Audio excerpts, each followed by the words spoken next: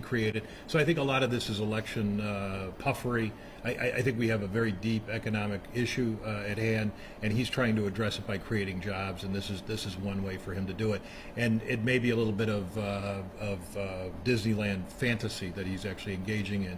But I do think, again, these kind of changes need to be done, and they need to be done with regards to China, because China has changed in the 25 years that I've been here, and there are high net worth and growing middle class, and those people need to be facilitated. Edward, I'll get back to you with more questions on how to make our access to visa in the U.S. Embassy easier for more Chinese tourists to go and travel to the U.S. across the Pacific Ocean. But let me get back to Dr. Harry. Hello, Harry. Hello.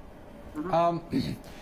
What do you think are the tourist facilities in the U.S.? What are the favorite choices for mainland tourists? Well, I think there's probably several advantages. First, the U.S. is largely, there's a large Chinese population of American Chinese, and particularly in the East Coast, you have the New York, which is the 40% of the New York residents are composed of immigrants, and I think a large number of that are Chinese, and also there's quite a few attractive Chinatown there.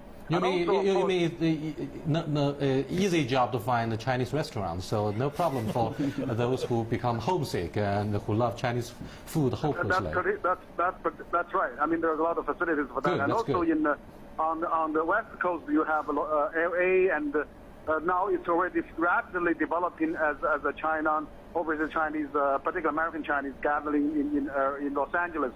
For example, there's over 1 million Chinese that live in Los Angeles that's projected by the U.S. Consensus. So also in San Francisco, you have also other big major centers like Boston. There's a lot of Chinese studying there, and a famous university in the U.S. And also, I think with the number of Chinese students going to the U.S., there will be a lot of parents actually going to inspect the schools.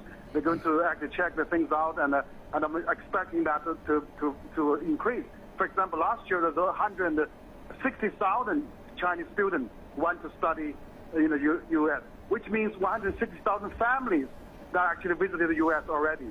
And also you have, for the last 5 years, there's 100 times increase of Chinese high school students actually studied in the U.S. So and at the same time, Harry, I'm afraid more property purchases are likely to occur around the campuses, right? Parents who are rich and perhaps corrupt government officials would love to buy more of the homes near the schools, right?